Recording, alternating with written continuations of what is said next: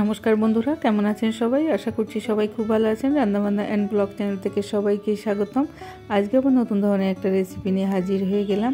আজকে আমি তৈরি করব রসবড়া। মুগ ডাল দিয়ে কীভাবে রসবড়া তৈরি করতে হয় এই রেসিপিটাই আপনাদের সাথে শেয়ার করব।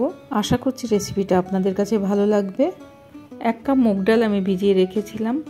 মুগ ডালটা আমার ভিজে গেছে। এরপরে আমি চালনিতে ঝরা দিয়ে রেখেছি। এরপরে আমি 300 গ্রাম মতো পনির নিয়ে নিয়েছি।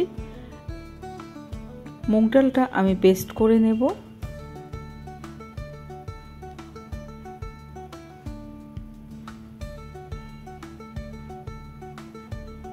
মুগ ডালের সাথে আমি পনিরটা দিয়েও পেস্ট করে নেব।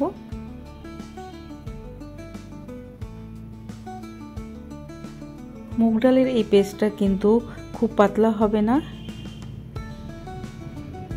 একটু থকথকেও ধরনের হবে। খুব পাতলা হয়ে গেলে কিন্তু এটার বড়া তৈরি করা যাবে না। আমি একটু পেস্ট করে নিচ্ছি।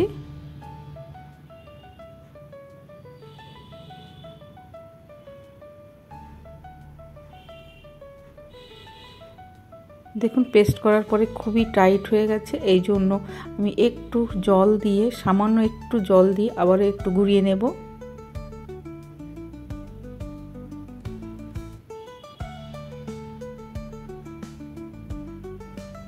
দেখেই বুঝতে পারছেন পেস্টটা কিরকম হয়েছে। এরপর আমি বাটিতে ঢেলে নিচ্ছি।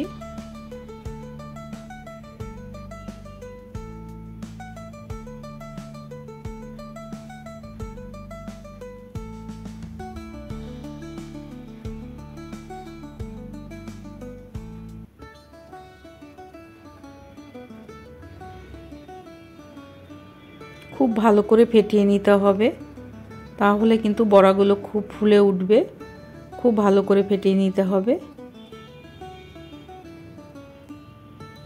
এরপরে আমি একটা শিরা তৈরি করে নেব। তার জন্য আমি দিয়ে দিলাম 1 কাপ চিনি আর দিয়ে দিলাম 1/2 কাপ জল।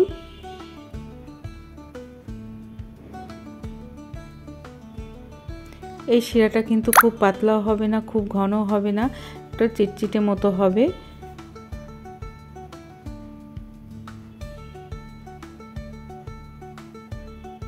যেভাবে আমরা গোলাপ জামুনের শিরা তৈরি করি ঠিক ওই রকমই হবে।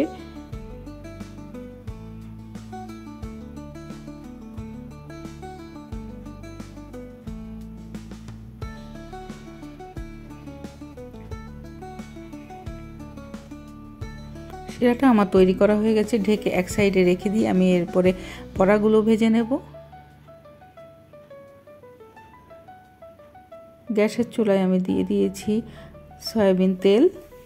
তেলটা একটু গরম হলে, খুব উষ্ণ গরমেই কিন্তু বড়াগুলো ভাজতে হবে, বেশি গরমে কিন্তু ভাজলে পুড়ে যেতে পারে।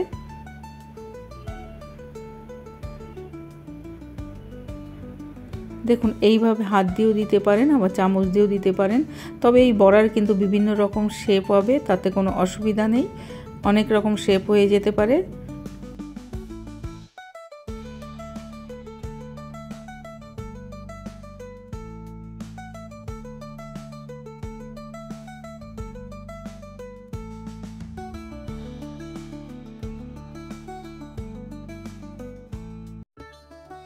বড়াগুলো তেলের মধ্যে দেওয়ার পরে কিন্তু একদমই নাড়ানাড়ি করবেন না। একটু হাত দিয়ে কড়াইটা এইভাবে একটু নেড়ে দিলেই দেখবেন উপরের দিকে ভেসে উঠবে। আর যদি হাতা দিয়ে কি চামচ দিয়ে যদি নাড়ানাড়ি করতে যান তাহলে কিন্তু ভেঙে যেতে পারে, কারণ এই বড়াগুলো কিন্তু খুবই সফট হয়।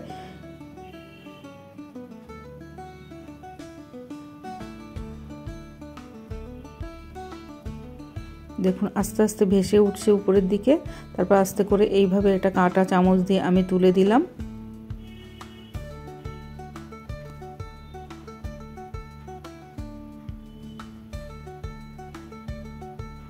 যখনই কোনো মিষ্টি খেতে ইচ্ছা করবে তখনই কিন্তু এই সহজভাবে এই রেসিপিটা বানিয়ে আপনার ফ্রিজে রেখে দিতে পারেন। মুগ ডালের এই রসবড়াটা খেতে কিন্তু ভীষণ ভালো হয়, আপনারা একবার ট্রাই করে দেখতে পারেন।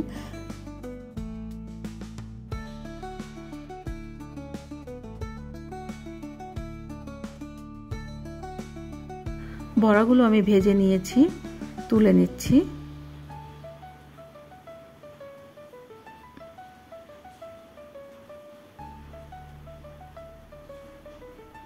সমস্ত বড়াগুলো আমি এইভাবে ভেজে নিয়েছি। এরপরে যে রসটা বানিয়ে রেখেছিলাম ওই রসের মধ্যে আমি ভিজিয়ে দেব। বড়াগুলো ভেজানোর সময় একটু খেয়াল রাখতে হবে যে রসটা একটু উষ্ণ গরম থাকতে হবে, আর বড়াগুলো গরম থাকবে, এতে করে বড়ার মধ্যে রসটা খুব ভালোভাবে ঢুকে যাবে। বড়াগুলো আমি 30 মিনিট পর্যন্ত ঢেকে রেখে দেব। 30 মিনিট বাদে ফিরে আসছি, একটা বড়া তুলে আপনাদের দেখিয়ে দেব। দেখুন কত সুন্দর নরম তুলতুলে হয়েছে, ভেতরে একদম রস ঢুকে গেছে। মুগ ডালের রস বড়া রেসিপিটা যদি আপনাদের কাছে ভালো লেগে থাকে তাহলে আমাকে অবশ্যই একটা কমেন্ট করে জানাবেন রেসিপিটা আপনাদের কাছে কেমন লাগলো। আর আমার সাথে থাকার অনুরোধ রইল। সবাই খুব ভালো থাকবেন, সুস্থ থাকবেন। ধন্যবাদ।